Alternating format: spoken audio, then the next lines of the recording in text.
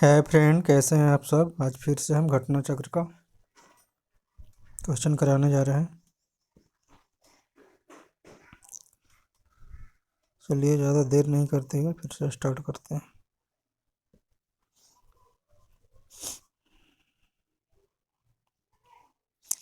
है कांग्रेस का त्रिपुरी संकट से क्वेश्चन करना रहे हैं। चलिए पहला क्वेश्चन है, वर्ष 1938 में भारतीय राष्ट्रीय कांग्रेस के अध्यक्ष कौन निर्वाचित हुए थे। 1938 में भारतीय राष्ट्रीय कांग्रेस के अध्यक्ष थे आपको सुभाष चंद्र बोस थे। आगे है, भारतीय राष्ट्रीय कांग्रेस के हरिपुरा अधिवेशन की अध्यक्षता किसने किया था। तो हरिपुरा अधिवेशन की अध्यक्षता आपको सुभाष चंद्र बोस किए थे। आगे क्वेश्चन है, हरिपुरा जहां भारतीय राष्ट्रीय कांग्रेस का वार्षिक अधिवेशन 1938 में हुआ था सुभाष चंद्र बोस की अध्यक्षता में। तो हरिपुरा आपको मतलब पूछ रहा है कहाँ है, तो हरिपुरा जो है आपको गुजरात में है। ठीक है, नेक्स्ट क्वेश्चन कह रहे, भारतीय राष्ट्रीय कांग्रेस का त्रिपुरी सम्मेलन 1939 में सुभाष चंद्र बोस की अध्यक्षता में हुआ था। तो जो त्रिपुरा है, त्रिपुरी है कहाँ है, तो त्रिपुरी जो है आपको जबलपुर में है। क्वेश्चन है, सुभाष चंद्र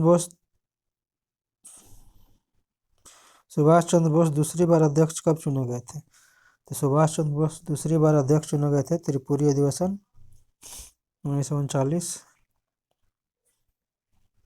क्वेश्चन है, भारतीय राष्ट्रीय कांग्रेस का अधिवेशन इसमें राष्ट्रीय अध्यक्ष में सुभाष चंद्र बोस को पटाभी सीतारामैया को पराजित किया था। तो सुभाष चंद्र बोस पटाभी सीतारामैया को जो पराजित किए थे त्रिपुरी अधिवेशन 1939 में। आगे, सुभाष चंद्र बोस के त्यागपत्र के बाद भारतीय राष्ट्रीय कांग्रेस के अध्यक्ष कौन हुए। तो सुभाष चंद्र बोस के त्याग पत्र के बाद भारतीय राष्ट्रीय कांग्रेस के अध्यक्ष हुए थे डॉक्टर राजेंद्र प्रसाद।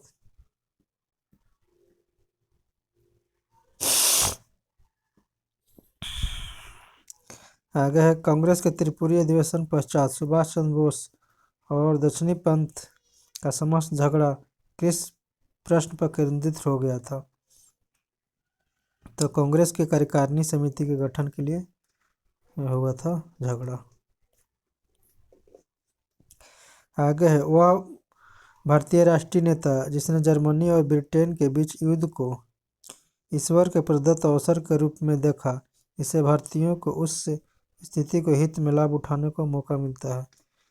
ये बोले थे सुभाष चंद्र बोस।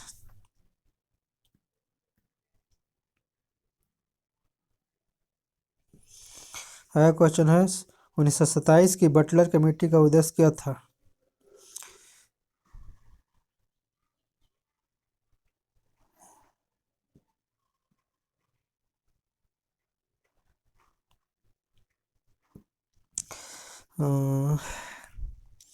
हाँ, तो वर्ष 1927 की बटलर कमेटी का उद्देश्य क्या था। तो भारत सरकार तथा देशी राज्यों के मध्य संबंधों को सुधारना था। बटलर कमेटी का उद्देश्य था कि भारत सरकार और देशी राज्यों के मध्य के संबंध को सुधारना था। यह क्वेश्चन है, ऑल इंडिया पीपुल्स कांग्रेस का गठन कब हुआ था। तो ऑल इंडिया पीपुल्स कांग्रेस का गठन हुआ था 1927 में। यह क्वेश्चन है, 1939 में वर्ष 1939 में भारत प्रजामंडल मतलब all India state people Congress का अध्यक्ष कौन थे। तो 1939 में भारत प्रजामंडल के अध्यक्ष थे आपको जवाहरलाल नेहरू। यह क्वेश्चन है, भारतीय संघ के रजवाड़े का विलय का आधिकारिक घोषणा कब हुआ था। तो भारतीय संघ में रजवाड़े का विलय की आधिकारिक घोषणा जो हुआ था 1947 में हुआ था। आगे है, राज्यों का विलयीकरण किसके नेतृत्व में होता है। तो राज्यों का विलयीकरण जो हुआ था सरदार वल्लभ भाई पटेल के नेतृत्व में हुआ था। आगे, अन्य राज्यों के भारत में विलय के बाद जिन 3 राज्यों में भारत शामिल विलंबित किया गया था वह कौन कौन है। तो आपको जूनागढ़, हैदराबाद, जम्मू कश्मीर। कहने का मतलब कि अन्य राज्य मतलब भारत के विलय के बाद जिन 3 राज्यों का विलय हुआ था उसमें कौन कौन शामिल थे? तो जूनागढ़, हैदराबाद और जम्मू कश्मीर। आगे, जम्मू कश्मीर भारत का अभिन्न अंग कब बना था? जम्मू कश्मीर भारत का अभिन्न अंग बना 26 अक्टूबर 1947 को अभिन्न अंग बना।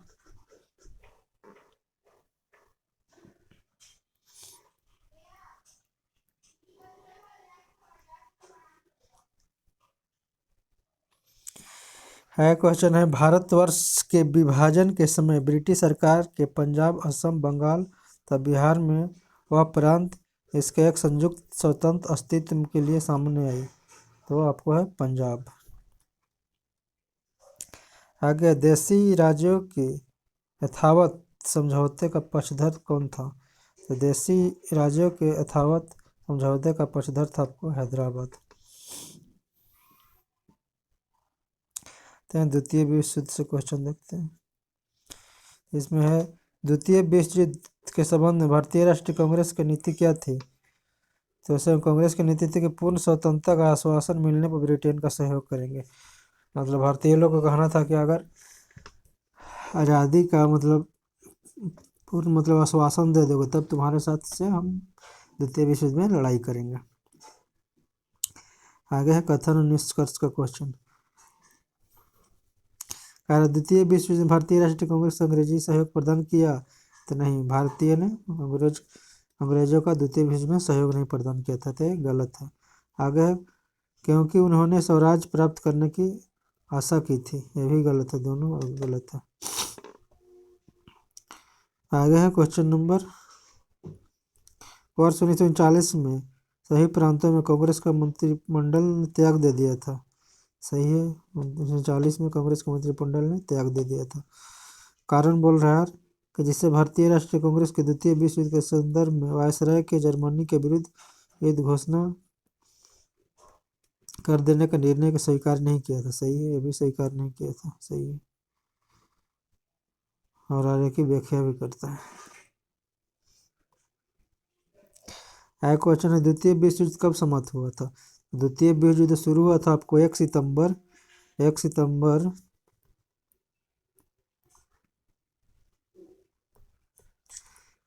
सितंबर से शुरू हुआ था, कितना 1 सितंबर 1939 से आपको 2 सितंबर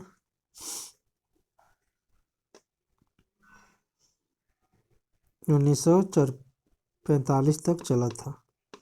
ठीक है। क्वेश्चन है, द्वितीय विश्व युद्ध के समय ब्रिटेन का प्रधानमंत्री कौन था? तो द्वितीय विश्व युद्ध शुरू हुआ था उसमें ब्रिटेन के प्रधानमंत्री विंस्टन चर्चिल थे।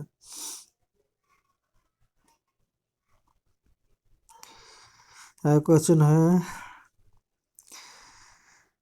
भारतीय मुसलमान के पृथक राज्य के लिए पाकिस्तान शब्द का प्रयोग सबसे पहले किसने किया था? तो पाकिस्तान शब्द का प्रयोग पहले चौधरी रहमत अली और उनके मित्रों ने किया था। आगे है, मुसलमानों के लिए पृथक राष्ट्र का विचार किसने किया था? तो किए थे सर मोहम्मद इकबाल। मुसलमानों के लिए पृथक विचार कौन किए थे? सर मोहम्मद इकबाल। आगे है, सर्वप्रथम भारत में पृथक मुस्लिम राज्य का प्रस्ताव किसने रखा था? तो मोहम्मद इकबाल ही रखे थे। क्वेश्चन है, पाकिस्तान के अलग राज्य का आंदोलन किसने किया था?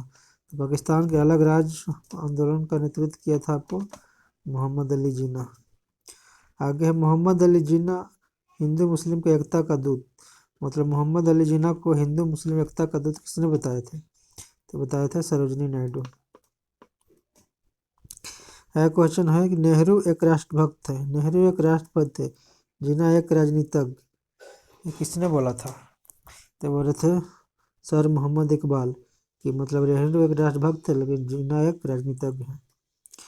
आगे, मोहम्मद अली जिन्ना के बारे में सही कथन बताना है। तो वे दो राष्ट्र सिद्धांत के समर्थक थे, सही है। उन्होंने 1940 में मुस्लिम लीग के लाहौर के वार्षिक अधिवेशन की अध्यक्षता किए थे, ये भी सही है। फिर असहयोग आंदोलन के दौरान उन्होंने भाग नहीं लिया था, सहयोग आंदोलन में जिन्ना भाग नहीं लिए थे।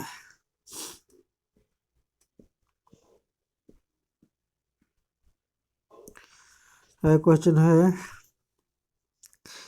मुस्लिम के लिए पृथक देश का प्रथम एक निश्चित अभिव्यक्ति हुई थी कब? तो 1930 के मुस्लिम लीग के इलाहाबाद अधिवेशन में इकबाल के द्वारा भाषण में ही किया गया था।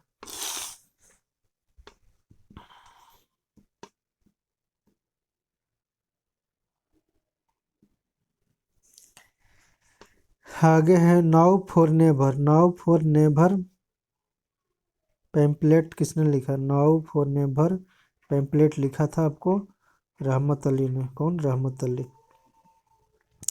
आगे है मुस्लिम लीग द्वारा पाकिस्तान की स्थापना की मांग करने का प्रस्ताव पारित किया गया तब? तो किया गया था 1940 में किया गया था पाकिस्तान की स्थापना की मांग। तो आगे है वर्ष 1940 में मुस्लिम लीग के अधिवेशन में पाकिस्तान का सृजन का प्रस्ताव कौन रखा था? तो खली कुजमा। जो खली कुजमा थे वर्ष 1940 में मुस्लिम लीग के अधिवेशन पाकिस्तान के सृजन का प्रस्ताव रखा था। खली कुजमा। आगे है मुस्लिम लीग के वार्षिक अधिवेशन, इसमें जिन्ना दो राष्ट्र के सिद्धांत का मान्यता हुआ था, तो कहाँ हुआ था? लाहौर में। आगे मुस्लिम लीग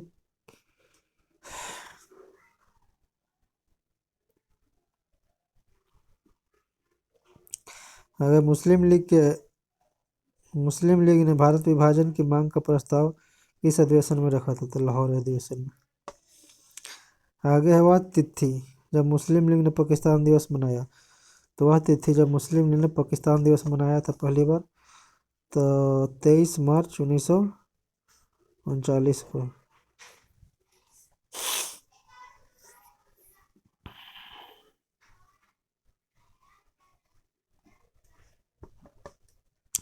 आगे है मुस्लिम लीग ने लाहौर अधिवेशन 1940 की अध्यक्षता कौन किया था? तो मुस्लिम लीग जो लाहौर अधिवेशन हुआ था 1940 में, उसकी अध्यक्षता मोहम्मद अली जिन्ना ने किए थे। आ जाइए व्यक्तिगत सत्याग्रह 1940 से संबंधित क्वेश्चन।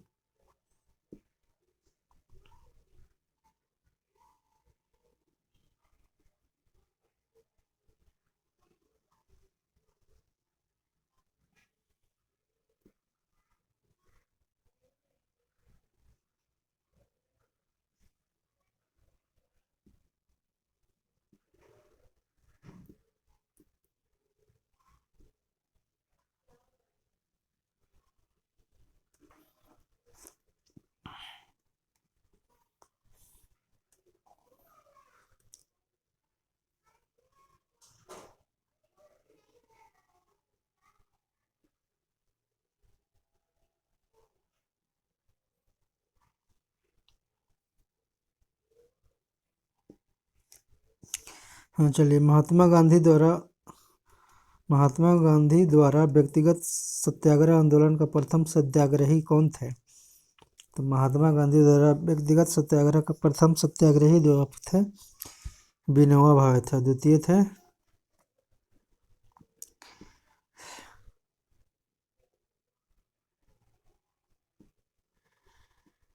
थे आपको जवाहरलाल नेहरू। व्यक्तिगत व्यक्तिगत सत्याग्रह विनोबा भावे के प्रथम सत्याग्रही चुना गया था, लेकिन दूसरे कौन थे? तो जवाहरलाल नेहरू। आगे है सर्वोदय शब्द का प्रयोग पहला बार किसने किया था? तो सर्वोदय शब्द का पहला बार प्रयोग किए थे महात्मा गांधी। आगे है क्रिप्स मिशन से क्वेश्चन। तो भारत में क्रिप्स मिशन कब आया? तो भारत में क्रिप्स मिशन 1942 में आया। हाँ, ब्रिटानिया सरकार के प्रस्तावों के प्रारूप घोषणा जो सर स्टेफोर्ड क्रिप्स लाए थे निम्न सम्मिलित थे।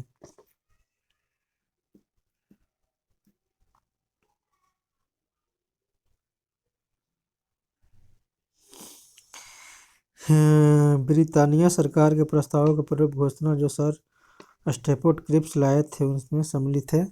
तो उसमें सम्मिलित है भारत के लिए एक डोमिनियन स्थिति लाई जानी चाहिए, सब प्रांतों और राज्यों को मिलाकर एक भारतीय संघ होना चाहिए, और कोई भी प्रांत या भारतीय राज्य भारतीय संघ के बाहर रहने का निर्णय ले सकता है, भारत का संविधान भारत की जनता द्वारा निर्मित किया जाए, ये लाया गया था। आगे है 1942 की क्रिप्स का एक महत्वपूर्ण पहलू क्या था? तो क्रिप्स का एक महत्वपूर्ण पहलू था कि द्वितीय विश्व युद्ध के तुरंत बाद भारत की संघ की स्थापना करना और उसे डोमिनियन पद प्रदान करना था।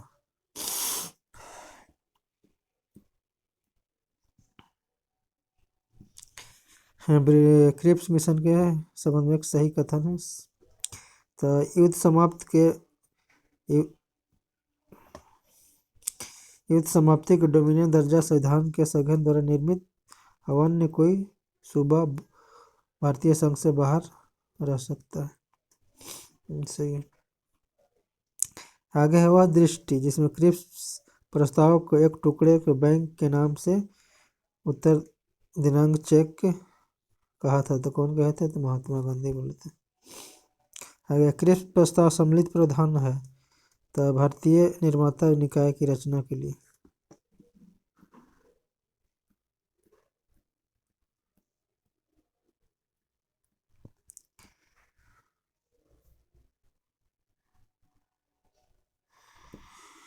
है क्वेश्चन है वह प्रधानमंत्री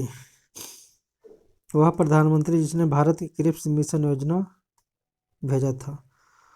तो विंस्टन चर्चिल था जो क्रिप्स मिशन को इंडिया में भेजा था।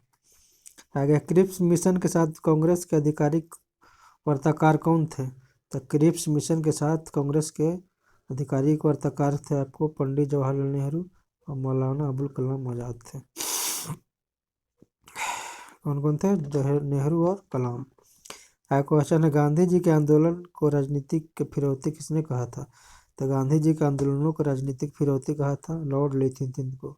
कौन? लॉर्ड लिथिंगटन को। तो भारत छोड़ो आंदोलन से क्वेश्चन है।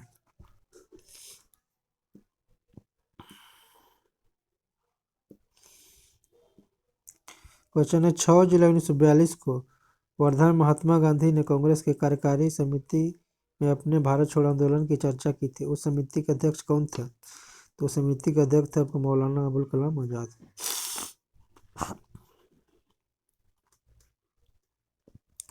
14 जुलाई 1942 को कांग्रेस की कार्यकारिणी समिति द्वारा भारत छोड़ो आंदोलन का प्रस्ताव पारित किया गया था। तो यहाँ भारत छोड़ो का प्रस्ताव मुंबई के वर्धा में किया गया था। आगे भारत छोड़ो आंदोलन के समय प्रधान सेनापति कौन थे? तो अंग्रेज के तरफ से भारत छोड़ो आंदोलन का प्रधान सेनापति थे लॉर्ड वेवेल थे। भारत छोड़ो आंदोलन प्रारंभ हुआ था तो 9 अगस्त 1942 को। भारत छोड़ो आंदोलन का प्रस्ताव बम्बई के किस मैदान में पारित किया गया था? तो ग्वालियर टैंक में किया गया था। कहाँ? ग्वालियर टैंक।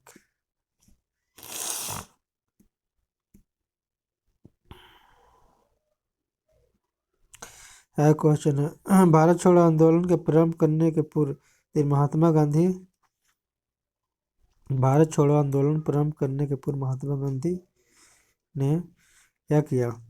तो राजसी रियासतों के राजाओं को अपनी जनता की संप्रभुता स्वीकार करने को कहा था। आगे क्वेश्चन है यह कथन है कि हम भारत को आज़ाद करेंगे या आज़ादी के प्रयास को दिग्बंधन में होंगे, यह जुड़ा है किस आंदोलन से? तो भारत छोड़ो आंदोलन से। करो या मरो का नारा दिया गया था। तो करो या मरो का नारा दिया गया था आपको यूसुफ मेहर अली के द्वारा, लेकिन इसको फेमस किए थे महात्मा गांधी। करो या मरो का संबंध किससे है? तो भारत छोड़ो आंदोलन से। बलवंत सहाय ने महाधिवक्ता पद को त्यागपत्र दिया था कब? तो बलवंत सहाय महाधिवक्ता पद से त्यागपत्र दिए थे 1942 में। आगे क्वेश्चन है भारत छोड़ो आंदोलन का प्रारंभ किया गया था। भारत छोड़ो आंदोलन का प्रारंभ किया गया था क्रिप्स प्रस्ताव प्रतिक्रिया में। 1942 के भारत छोड़ो आंदोलन का संबंध सत्य क्या है? तो सत्य है कि यह आंदोलन स्वतः परिवर्तित था और इसने समान श्रमिक वर्ग को आकर्षित नहीं किया था।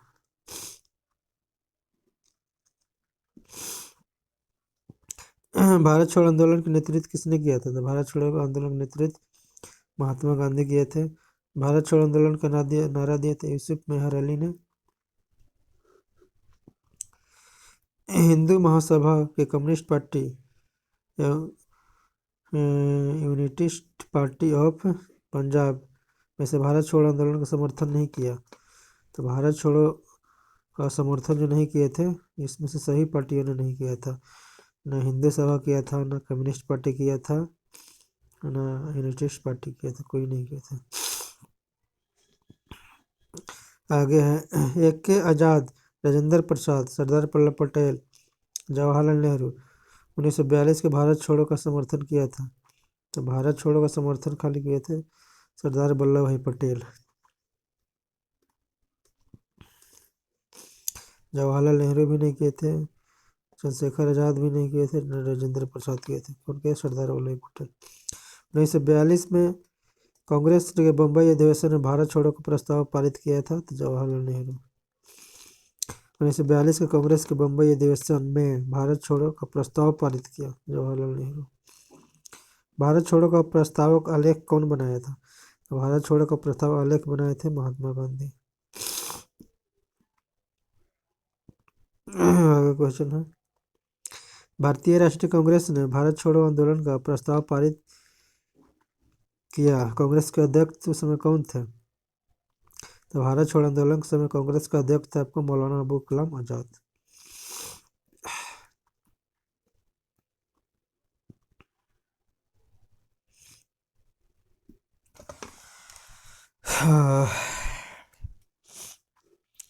भारतीय राष्ट्रीय कांग्रेस के लगातार 6 वर्षों तक अध्यक्ष कौन रहे थे?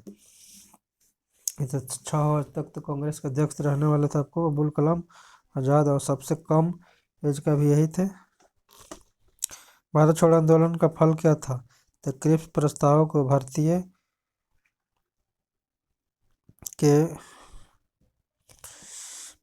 के नैराश्य का तथा भारत पर जापानी आक्रमण की धमकी का AICC द्वारा अगस्त 1942 में एक प्रस्ताव पारित करने का था। आगे भारत छोड़ो आंदोलन के समय कांग्रेस रेडियो का प्रसारण किसने किया था? समय किए थे उत्साह मेहता। आगे कांग्रेस का रेडियो पर भारत छोड़ो आंदोलन की अवधि के नियमित रूप से कार्यक्रम प्रसारित किए थे कौन? थे राम मनोहर लोहिया।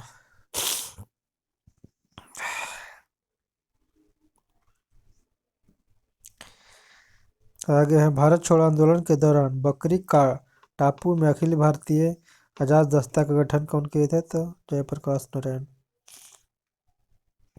भारत छोड़ो आंदोलन से इंग्लैंड के प्रधानमंत्री थे तो विंस्टन चर्चिल थे। अमेरिकी पत्रकार जो महात्मा गांधी के भारत छोड़ो आंदोलन के उनके दौरान साथ रहे थे उनका नाम था लुईस फिशर था। महात्मा गांधी का जीवनीकार लुईस फिशर थे। तो एक लुईस फिशर जो थे अमेरिकी पत्रकार थे। भारत छोड़ो आंदोलन से उत्पन्न दंगे सबसे अधिक व्यापक कहाँ रहे थे? तब को बिहार और संयुक्त प्रांत में रहे थे।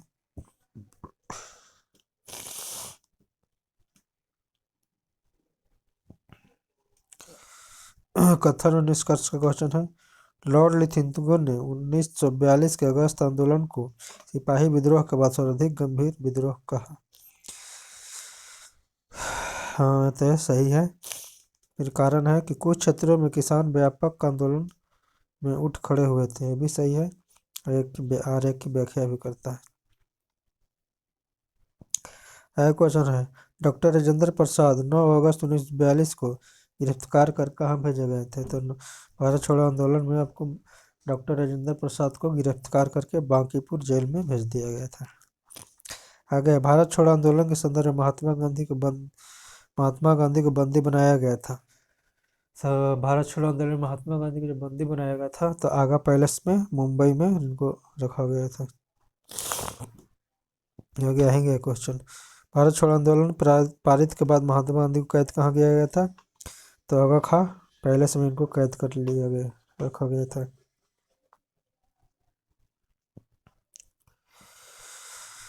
आगे क्वेश्चन है महात्मा गांधी तथा उनके सहयोगियों की 1942 में हुई धरपकड़ से बिहार में बहुत दंगे हुए।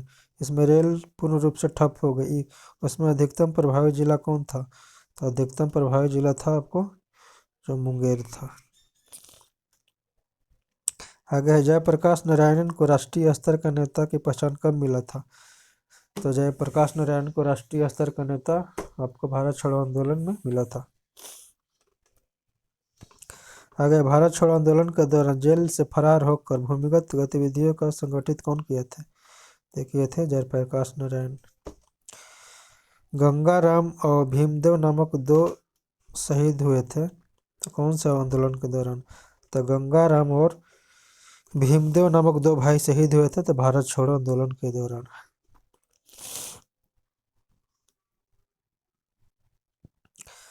आगे क्वेश्चन है कथन और कारक का। तो भारत छोड़ो आंदोलन से लोगों को जागृत करने और साहस दिलाने की सफलता मिली। ये भी सही है, सही में सफलता मिला था। करो या मरो का नारा लोगों को मन में प्रवेश कर गया। यह भी सही है और आगे की व्याख्या भी करता है।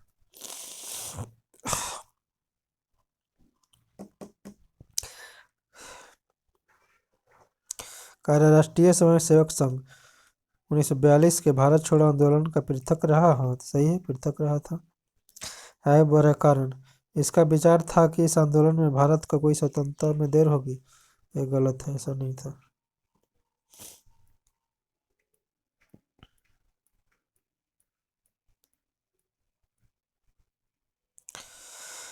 फिर से कथन और कारण क्वेश्चन है तो बोल रहा है कथन। भारत छोड़ो आंदोलन के परिणाम स्वरूप अंग्रेज और मुसलमान कांग्रेस के प्रति समान घृणा के कारण एक दूसरे को नजदीक आए गए। तो सही है, ऐसा हुआ था। फिर कह रहा है मोहम्मद अली जिन्ना ने ब्रिटिश सरकार के पक्के सहयोगी की तरह कार्य किया और मुसलमानों को 1942 के कांग्रेस अधिवेशन से दूर रहने के लिए कहा। यार सही है और की व्याख्या भी करता है। आगे स्वतंत्रता संग्राम के दौरान इस आंदोलन में मौलाना आसफ अली ने भूमिगत क्रियाकलाप की प्रमुख महिलाएं संगठित की थी तो भारत छोड़ो आंदोलन में। आगे है आंदोलन जिसके कारण उसना आसफ अली जुड़े थे। तो अर्ना आसफ अली जुड़े थे आपको भारत छोड़ो आंदोलन में जुड़े थे। आगे भारत छोड़ो आंदोलन के समानांतर सरकारों की स्थापना कहाँ हुआ था? तो भारत छोड़ो आंदोलन की समानांतर सरकार की जो स्थापना हुआ था आपको बलिया और सतारा में हुआ था समानांतर सरकार की स्थापना। बंगाल के मिदनीपुर जिले में जातीय सरकार की स्थापना हुआ था तो 1942 में। बंगाल के मिदनीपुर जिले में जातीय सरकार की स्थापना हुआ था 1942 में।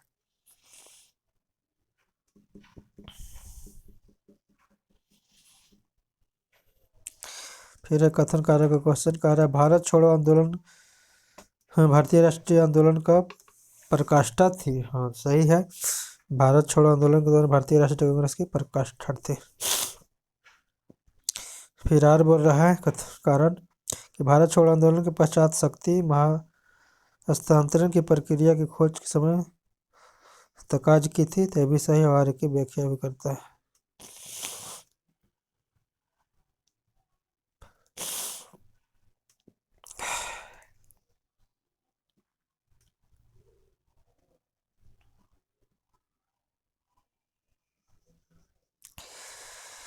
एक नोट्स है इसको पढ़ते हैं।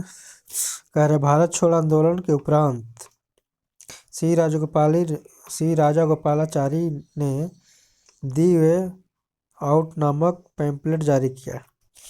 फिर ब्रिटिश भारत तथा भारतीय राज्यों के प्रतिनिधियों को मिलाकर एक युद्ध सलाहकार परिषद की स्थापना की। ठीक है। फिर केंद्रीय कार्यकारिणी परिषद का इस प्रकार संगठन गवर्नर जनरल तथा कमांडर इन चीफ के अतिरिक्त अन्य सदस्य भी भारतीय नेता हो गए। केंद्रीय तथा प्रांतीय विधानमंडलों में 1945 के अंत में नए चुनाव कराए जाए। संविधान का निर्माण कराने का निकाय को यथासंभव शीघ्र आयोजित किया जाए। संवैधानिक गतिरोध हल में से एक प्रस्ताव जो इम्पैक्ट था तो इसमें इम्पैक्ट था जो संवैधानिक विरोध का हल। आगे ऑपरेशन रूबिकॉन कूट संबंधित किससे है? तो ऑपरेशन रूबिकॉन कूट संबंधित है आपको जेल्स में गांधी जी के आमरण अनशन से। है क्वेश्चन है मंत मंतागिनी हजरा, कनक लता बहुआ, अरुणा आसफ अली, शांति घोष, इनमें कौन सी महिला स्वतंत्रता सेनानी भारत छोड़ो आंदोलन से संबंधित नहीं थे? शांति घोष दे आपको भारतीय राष्ट्रीय कांग्रेस भारत छोड़ो आंदोलन से आपको भारत छोड़ो आंदोलन से संबंधित नेता नहीं थे। तो भारत छोड़ो संबंधित नेता कौन कौन थे? मंतागिनी हजरा, कनक लता बरुआ, अरुणा आसफ अली, लेकिन शांति घोष नहीं थे। सुभाष चंद्र बोस आजाद हिंद फौज से संबंधित क्वेश्चन पढ़ेंगे। कह रहा है नेताजी सुभाष चंद्र बोस का जन्म कब हुआ था? तो नेताजी सुभाष बोस का 1897 में हुआ था। कहाँ? कटक में हुआ था। आगे सुभाष चंद्र बोस के फॉरवर्ड ब्लॉट की स्थापना कब किए थे? सुभाष चंद्र बोस ने फॉरवर्ड ब्लॉट की स्थापना 1939 में किए थे। आगे क्वेश्चन है आईएनए दिमाग की उपज थी, किसकी स्थापना था? तो मोहन सिंह का उपज था आईएनए की उपज का।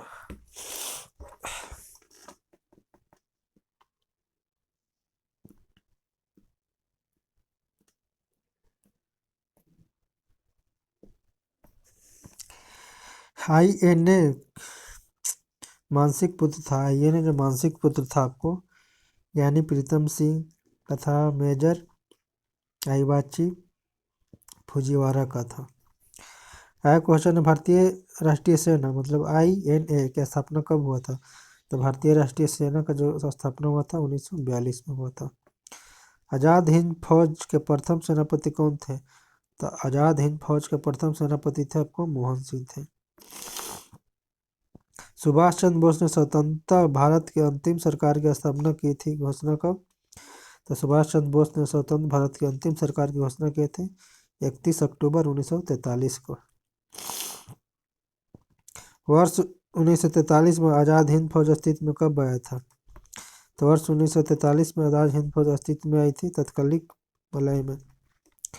सुभाष चंद्र बोस के आइडिया नेशनल आर्मी के गठन का सक्रिय सहयोग दिया था तो राष्ट्र बिहारी बोस ने। आजाद हिंद फौज का प्रधान कार्यालय कहाँ स्थित है? तो आजाद हिंद फौज का कार्यालय जो स्थित है आपको रंगून में है।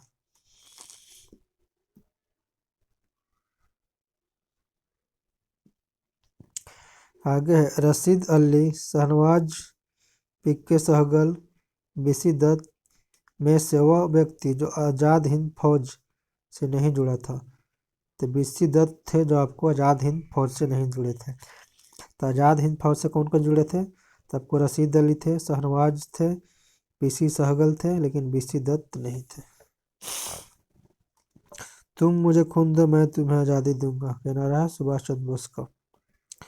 वह व्यक्ति जो भारतीय राष्ट्रीय फॉरवर्ड ब्लॉट की स्थापना के लिए सुभाष चंद्र बोस से जुड़े आईएनए आंदोलन के साथ जुड़े रहे तो कौन थे? शिलभद्र याजी।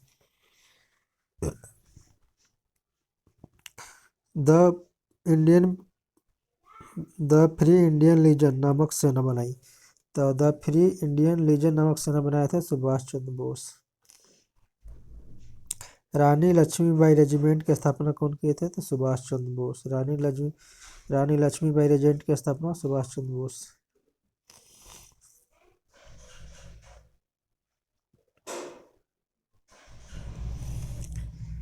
आगे है नेताजी सुभाष चंद्र बोस आजाद हिंद फौज के हिस्से के रूप में गठित महिला रेजिमेंट का क्या नाम था?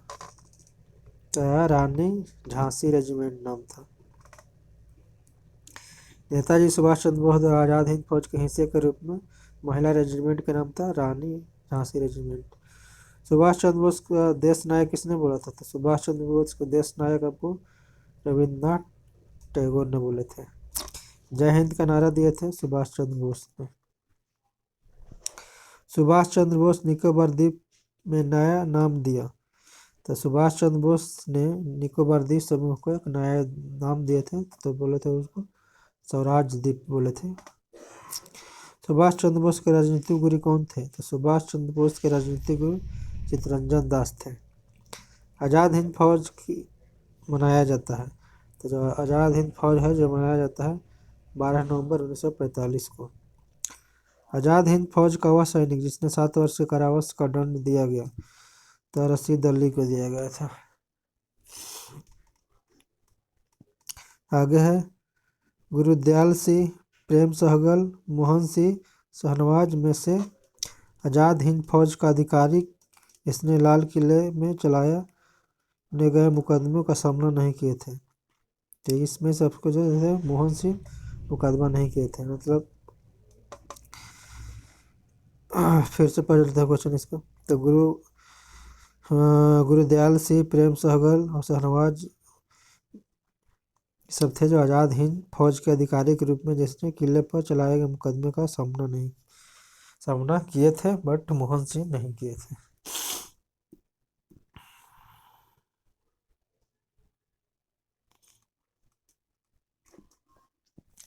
आगे है वर्ष 1945 में आज़ाद हिंद फौज की ओर से लाल किले के मुकदमे की पैरवी कर रहे वकीलों की अध्यक्षता किसने किए थे? तो भुल्ला भाई देसाई किए थे। 1945 में आज़ाद हिंद फौज की ओर से लाल किले के मुकदमे की पैरवी कर रहे वकीलों की अध्यक्षता किए थे भुल्ला भाई देसाई। आगे INA के अधिकारी पर मुकदमा चलाया गया था। तो INA के अधिकारी पर मुकदमा चलाया गया था लाल किला दिल्ली में। आगे है औपनिवेशिक भारत के संदर्भ में शहनवाज खान, प्रेम कुमार सहगल और गुरुबख्श सिंह ढिल्लों याद किए जाते हैं। तो आज़ाद हिंद फौज के अधिकारी के रूप में जाने जाते हैं।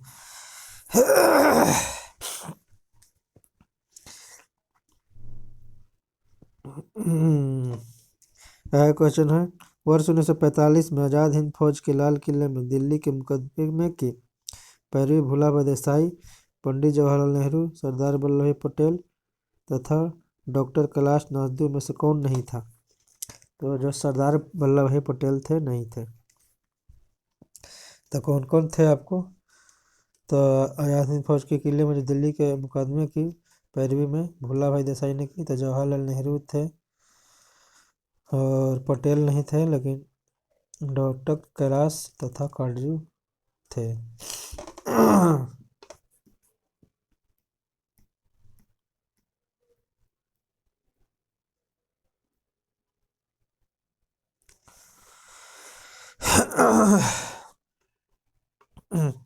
आगे वर्ष 1945 की प्रमुख घटनाएं था। 45 की घटनाएं था बेवेल योजना, शिमला योजना, आज़ाद हिंद फौज का मुकदमा। तो 1945 में घटा था क्या? बेवेल योजना, शिमला सम्मेलन, आज़ाद हिंद फौज पर मुकदमा। ये क्वेश्चन है इलाहाबाद में संपन्न कांग्रेसी कार्यकारी समिति की बैठक में भारत के नाजीवादी फासीवादी साम्राज्यवाद के विरोधी निश्चित रुख के कारण जापान के विरुद्ध गुरिल्ला युद्ध में अपनी योजना के पक्ष में बहुत जुटाने में सक्षम हुए थे। तो कौन थे वो? जवाहरलाल नेहरू।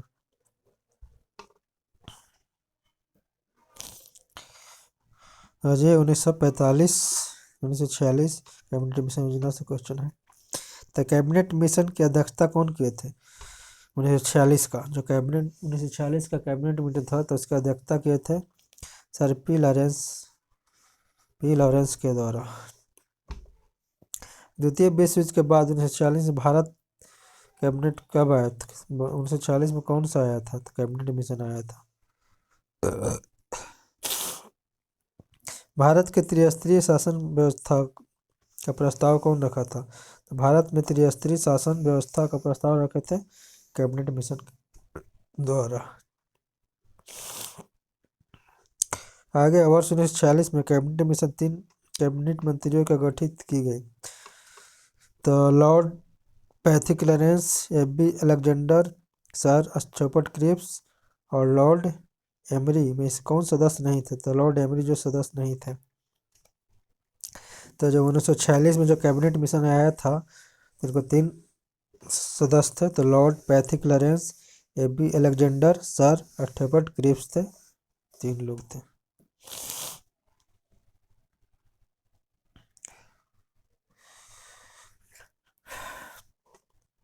क्वेश्चन है इसका प्रस्ताव मई में आया।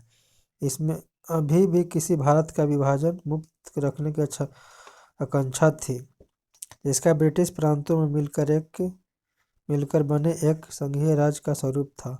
उपरोक्त में से किसका कथन है? तो कैबिनेट मिशन का।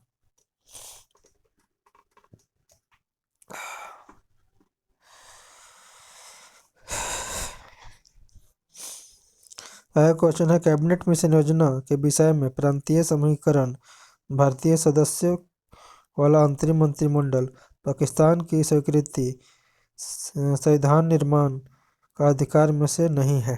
तो पाकिस्तान की स्वीकृति नहीं है।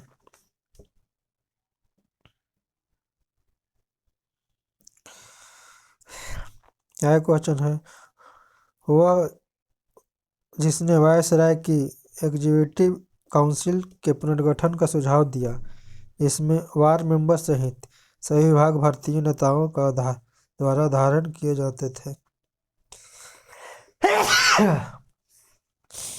धारण किए जाते थे। Cabinet mission 1946।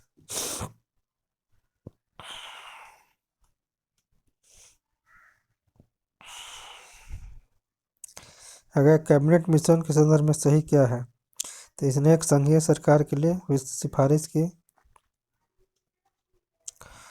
और 1946 में मुस्लिम लीग कैबिनेट मिशन के प्लान के लिए दी गई स्वीकृति को वापस लिया। ये सही है। फिर कारण और बोल रहा है, 1946 में गठित अंतरिम सरकार का मुस्लिम लीग में शामिल हुई थी। ये भी सही है, लेकिन व्याख्या नहीं करता।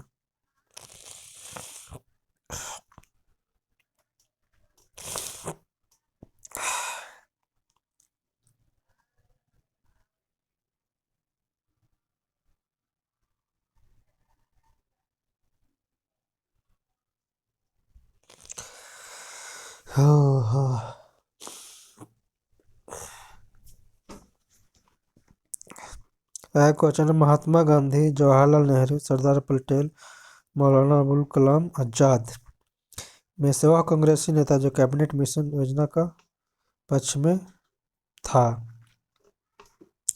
तो कैबिनेट मिशन योजना के पक्ष में पूरी तरह से महात्मा गांधी थे। आगे, वह कांग्रेस अध्यक्ष जिसने क्रिप्स मिशन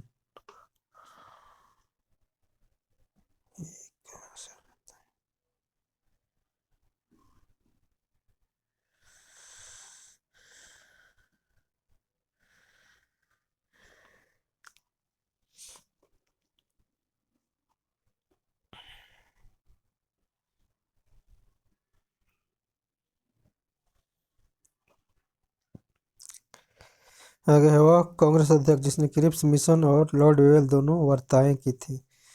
तो क्रिप्स मिशन और लॉर्ड वेल में दोनों वार्ताएं में थे आपको अबुल कलाम आजाद थे। कैबिनेट मिशन के भारत आगमन के समय भारतीय राष्ट्रीय कांग्रेस के अध्यक्ष कौन थे? तो 1940 में कैबिनेट मिशन जब आया था तो उसमें अध्यक्ष थे मौलाना अबुल कलाम आजाद।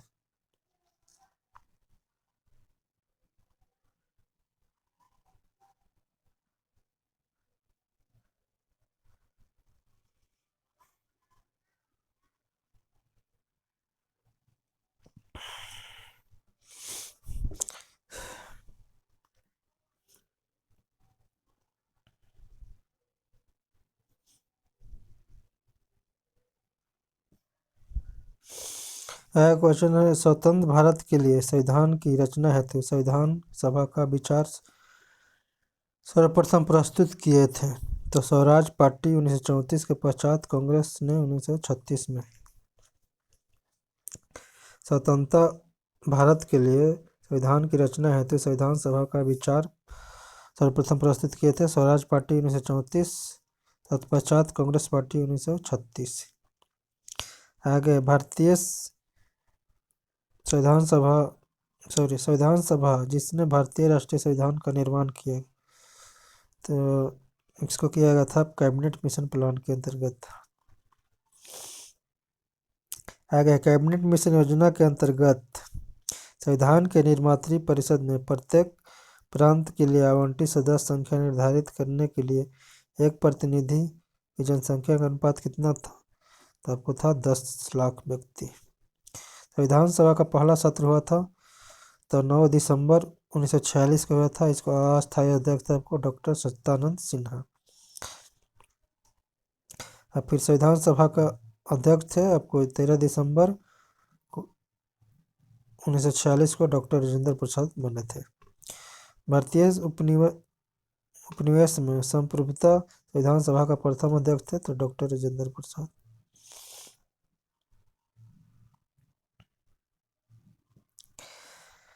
आगे सही कथन बताएं। तो वर्ष 1946 में प्रांतीय सभाओं द्वारा भारत के संविधान सभा चुना गया था। सत्यानंद सिन्हा जुड़े थे तो भारत छोड़ो आंदोलन से जुड़े थे। आगे है ब्रिटिश की केंद्रीय लेजिस्लेटिव असेंबली तथा स्वतंत्र भारत का संसद अध्यक्ष का पद संभाले थे तो जी मलयंकर।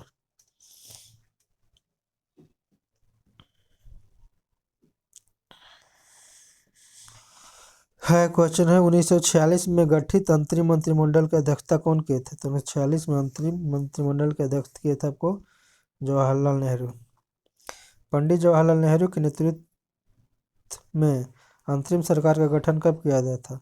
तो अंतरिम सरकार का गठन किया गया था सितंबर 1946। वर्ष 1946 में बनी अंतरिम सरकार में डॉक्टर राजेंद्र प्रसाद के पास विभाग कौन था। तो डॉक्टर राजेंद्र प्रसाद के जो विभाग था का खाद्य और कृषि था। राष्ट्रीय अंतरिम सरकार में रियासतों का विभाग दिया गया। रियासतों का विभाग दिया गया था आपको सरदार वल्लभ भाई पटेल को।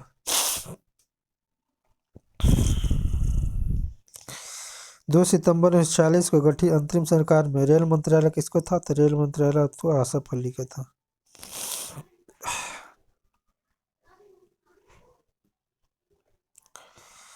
आगे जब 1946 में भारतीय मुस्लिम लीग को अंतरिम सरकार में सम्मिलित किया गया तब लियाकत अली खान को कौन सा विभाग दिया गया था। तो लियाकत अली को दिया गया था वित्त विभाग। 1946 के गठित अंतरिम सरकार के मंत्रिमंडल श्रम विभाग किसको था। तो श्रम विभाग था जगजीवन राम का। आगे जवाहरलाल नेहरू बलदेव सिंह अली जहर तथा बी.आर. अम्बेडकर में से अंतरिम मंडल सरकार का सदस्य नहीं थे।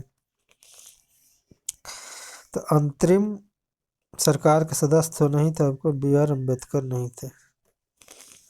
जवाहरलाल नेहरू थे, बलदेव सिंह थे, अली जहर थे। फिर जवाहरलाल नेहरू, लियाकत अली, अबुल कलाम आजाद, डॉक्टर राजेंद्र प्रसाद 2 सितंबर 1946 में गठित अंतरिम सरकार के मंत्री में नहीं थे। तो लियाकत अली थे नहीं थे और अबुल कलाम आजाद भी नहीं थे अंतरिम सरकार में।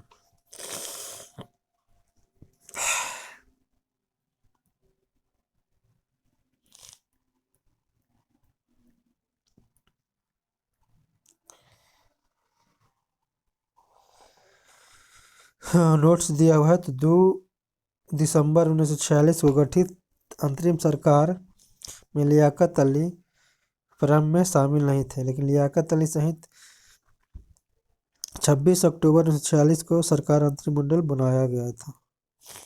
आगे वर्ष 1946 के चुनाव के पश्चात मुस्लिम लीग ने अपनी सरकार बनाई थी कहाँ। तो मुस्लिम लीग ने अपनी सरकार बनाई थी बंगाल में। मुस्लिम लीग ने सीधी कार्यवाही दिवस कब मनाया था।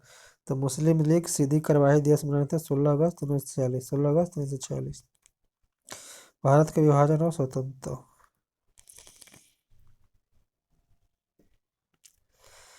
जब भारत को स्वतंत्रता प्राप्त हुई उस समय यूके के पार्टी के अध्यक्ष कौन, किस पार्टी का अध्यक्ष था।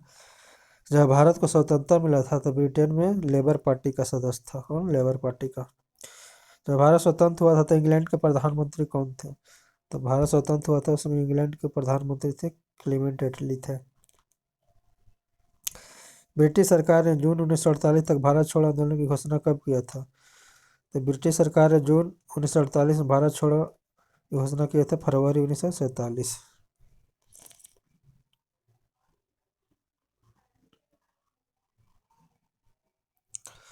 आगे लॉर्ड माउंटबेटन वायसराय के रूप में भारत आए तो लॉर्ड माउंटबेटन से वायसराय के रूप में आए थे यथासंभव भारत के संयुक्त रखने की हिदायत के साथ। स्वतंत्र भारतीय स्वतंत्रता का आधार बनी कब? तो भारतीय स्वतंत्रता का आधार बना था आपको माउंटबेटन योजना के आधार पर। माउंटबेटन योजना आधार बनी तो देश के विभाजन की सत्ता के हस्ताक्षर की। भारतीय स्वतंत्रता अधिनियम the Indian independence act British संसद द्वारा पारित किया गया था कब? तो जुलाई 1947। भारतीय स्वतंत्रता अधिनियम पारित किया गया था जुलाई 1947 में। फिर आगे है भारत के विभाजन से संबंधित माउंटबेटन योजना की सरकारी तौर पर घोषणा कब कर दिया गया था? तो माउंटबेटन योजना द्वारा सरकारी रूप से घोषणा कर दिया गया 3 जून 1947 को कि भारत को आज़ाद कर दिया जाएगा।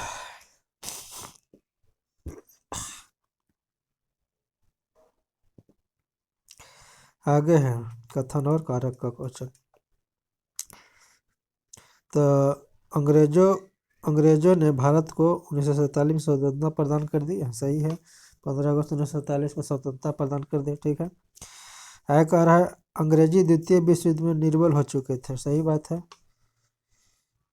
इसीलिए भारत को स्वतंत्रता दे दी। आर्य की व्याख्या भी करता है, दोनों सही है।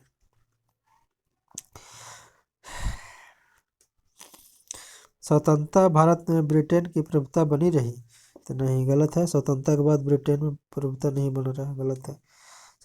स्वतंत्र भारत के गवर्नर जनरल की नियुक्ति ब्रिटेन के संप्रभुता शासक की, हाँ तो सही है, किया था। एक गलत और सही है। आगे भारतीय संविधानता विधेयक को राजकीय स्वीकृति प्रदान हुआ तो 18 जुलाई 1947 को। भारतीय संविधानता विधेयक में राजकीय स्वीकृति प्राप्त हुआ 18 जुलाई 1947। भारत के विभाजन का बाल्कन प्लान के उपज था, तो भारत के विभाजन में बाल्कन प्लान का उपज था आपको लॉर्ड माउंटबेटन के मस्तिष्क का। आगे वर्ष 1947 में भारतीय राष्ट्रीय कांग्रेस देश के विभाजन के लिए मुख्य रूप से इसलिए सहमत हुई क्योंकि ये बड़े पैमाने पर संभावित सांप्रदायिक दंगों के बचना चाहते थे, इसलिए को भारत को आज़ाद करना पड़ा। ठीक है फ्रेंड, आज इतना कहीं ख़त्म हुआ, फिर मिलते हैं नेक्स्ट पार्ट में।